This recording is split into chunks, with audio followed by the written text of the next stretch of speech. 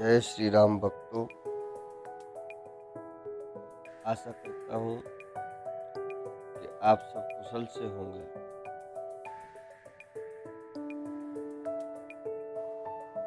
चलिए श्री रामचरितमानस कथा को आगे की ओर बढ़ाते हैं। जैसा कि इससे पहले वाले वीडियो में हमने आपको बताया था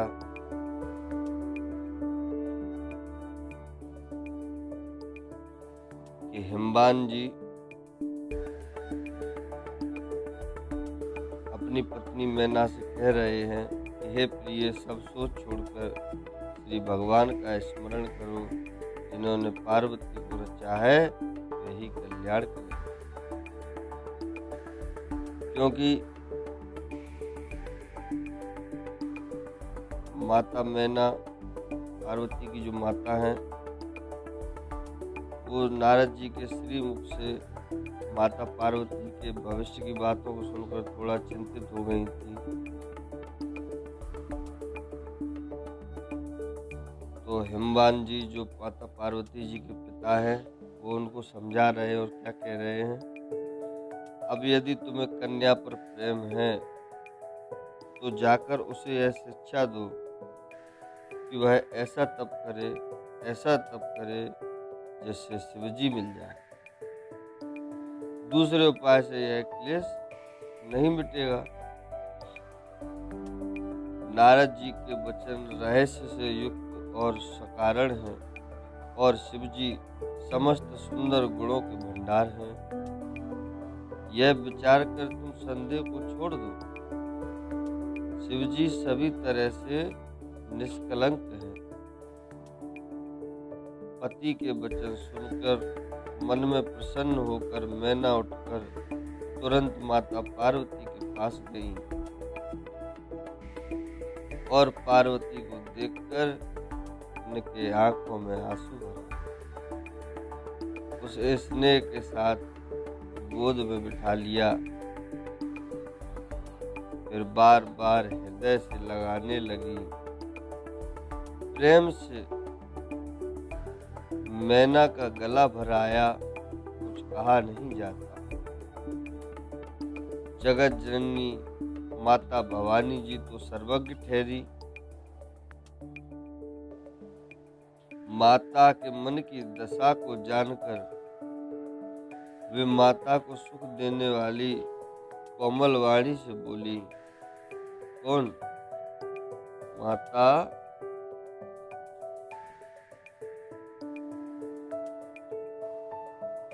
पार्वती जी। क्या बोली है? माँ सुन, मैं तुझे सुनाती हूँ। मैंने ऐसा स्वप्न देखा है कि मुझे एक सुंदर गौरवर्ण श्रेष्ठ ब्राह्मण ने। क्या कह रही है माता पार्वती जी? जो गौरवर्ण वाला ब्राह्मण स्वप्न में आया था, उसने क्या कहा कि हे पार्वती, नारद जी ने जो कहा है उसे सत्य समझकर तू जाकर तप कर। फिर यह बात तेरे माता पिता को भी अच्छी लगी है। तप सुख देने वाला और दुख दोष का नाश करने वाला है। तप के बल से ही ब्रह्मा संसार को रचते हैं और तप के बल से ही विष्णु सारे जगत का पालन करते हैं। तप के बल से ही शंभु रुद्र रूप से जगत का संहार करते हैं और तप के बल से ही शेष जी पृथ्वी का भार धारण करते हैं। हे भवानी, सारी सृष्टि तप के ही आधार पर है, ऐसा जी में जानकर तू जाकर तप कर। यह बात सुनकर माता को बड़ा अचरज हुआ और उसने हिमवान को बुलाकर वह स्वप्न बता दिया जो माता पार्वती ने उनको बताया। माता पिता को बहुत तरह से समझाकर बड़े हर्ष के साथ माता पार्वती जी फिर तप करने के लिए चली। प्यारे कुटुंबी, पिता और माता सब व्याकुल हो गए। किसी के मुंह से बात नहीं निकलती। तब वेदशिरा मुनि ने आकर सबको समझाकर कहा, पार्वती जी की महिमा सुनकर सबका समाधान हो गया। प्राणपति शिव जी के चरणों को हृदय में धारण करके पार्वती जी वन में जाकर तप करने लगी। पार्वती जी का अत्यंत सुकुमार शरीर तप के योग्य नहीं था, तो भी पति के चरणों का स्मरण करके उन्होंने सब भोगों को तज दिया। स्वामी के चरणों में नित्य नया अनुराग उत्पन्न होने लगा। ऐसा मन लगा कि शरीर की सारी सुध बिसर गई। 1000 वर्ष तक उन्होंने मूल और फल खाए, फिर 100 वर्ष साग खाकर बिताए। कुछ दिन जल और वायु का भोजन किया और फिर कुछ दिन कठोर उपवास किया। जो बेलपत्र सूखकर पृथ्वी पर गिरते थे, 3000 वर्ष तक उन्हीं को खाया। फिर सूखे पत्ते भी छोड़ दिए। तभी पार्वती का नाम अपर्णा हुआ। क्या हुआ? अपर्णा। तब से माता उमा का शरीर क्षीण देखकर आकाश से गंभीर ब्रह्मवाणी हुई,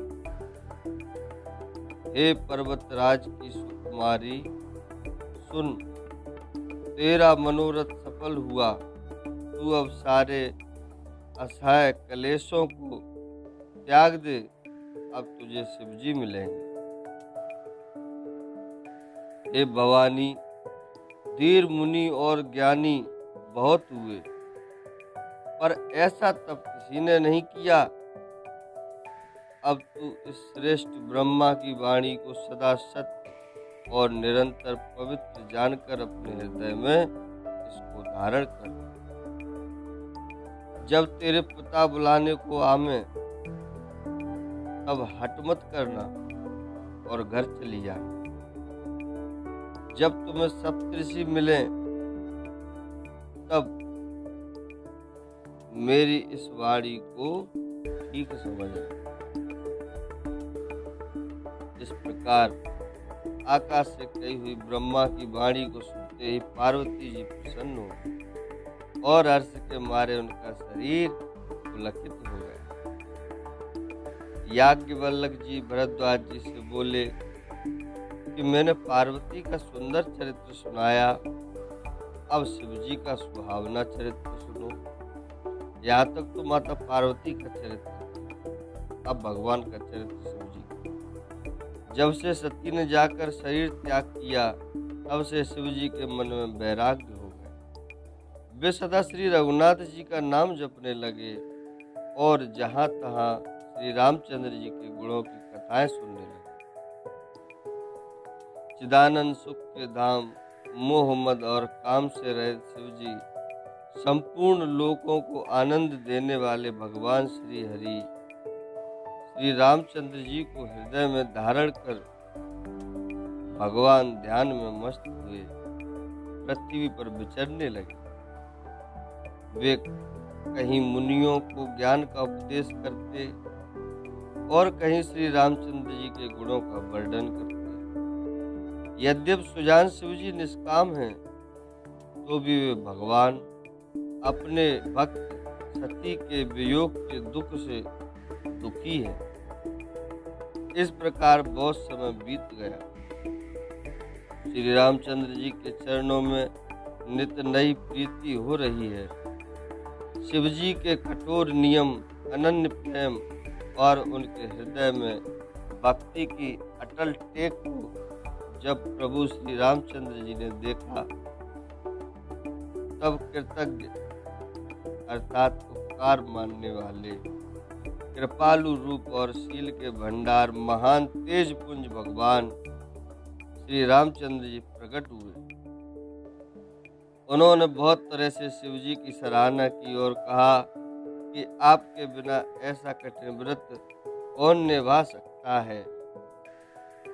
श्री रामचंद्र जी ने बहुत प्रकार से शिव जी को समझाया और पार्वती जी का जन्म सुनाया। कृपा निदान श्री रामचंद्र जी ने विस्तार पूर्वक माता पार्वती जी की अत्यंत पवित्र करनी का वर्णन किया। फिर उन्होंने शिव जी से कहा, हे शिव जी, यदि मुझ पर आपका स्नेह है तो अब मेरी विनती सुनिए। मैं आपसे मांगता हूँ और आप मुझे दीजिए कि आप जाकर पार्वती के साथ विवाह कर लें। शिव जी ने कहा, यद्यपि ऐसा उचित नहीं है, परंतु स्वामी की बात भी मैटी नहीं जा सकती। हे नाथ, मेरा यही धर्म है कि मैं आपकी आज्ञा को सिर पर रखकर उसका पालन करूं। यहाँ एक संदेश दे रहे हैं भगवान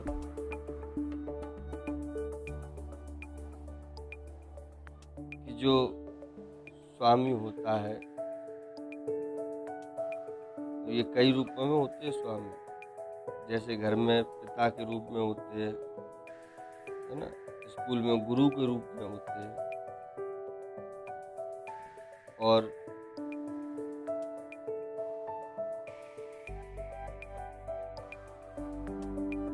भगवान और भक्त में भगवान के रूप में होते हैं। किसी के अधीन होकर जब जैसे हम नौकरी करते हैं या धंधा बिजनेस कोई करते हैं, कार्य करते हैं, तो वो भी स्वामी ही होता है और स्वामी की बात को बिना विचारे ही मान लेना चाहिए। माता पिता गुरु और स्वामी की बात को बिना विचारे शुभ समझकर मानना चाहिए। फिर आप तो सब प्रकार से मेरे परम हितकारी हैं। हे नाथ, आपकी आज्ञा मेरे सिर पर है। ये कौन कह रहा है? भगवान भोलेनाथ स्वयं इस बात को कह रहे हैं। मात पिता गुरु प्रभु कई बानी, वे नहीं विचार करिय शुभ जानी। वे नहीं विचार करिय शुभ जानी। शिव जी की भक्ति, ज्ञान और धर्म से युक्त वचन रचना सुनकर प्रभु श्री रामचंद्र जी संतुष्ट हो गए। प्रभु ने कहा, हे हर, आपकी प्रतिज्ञा पूरी हो गई। अब हमने जो कहा उसे हृदय में रखना, भूल मत जाना। इस प्रकार कहकर श्री रामचंद्र जी अंतर ध्यान हो गए। शिव जी ने उनकी वह मूर्ति अपने हृदय में रख ली। उसी समय सप्त ऋषि शिव जी के पास आए। प्रभु महादेव जी ने उनसे अत्यंत सुहावने वचन कहे। आप लोग पार्वती के पास जाकर उनके प्रेम की परीक्षा लीजिए। महादेव जी कह रहे हैं सप्त ऋषियों से, जाकर उनके प्रेम की परीक्षा लो और हिमाचल को कहकर उन्हें पार्वती को लिवा लाने के लिए भेजने तथा पार्वती को घर भिजवाइए और उनके संदेह को दूर कीजिए। बोलिए श्यावर रामचंद्र की जय। जय श्री राम। आगे की कथा के लिए कल तक का इंतजार करें। जय श्री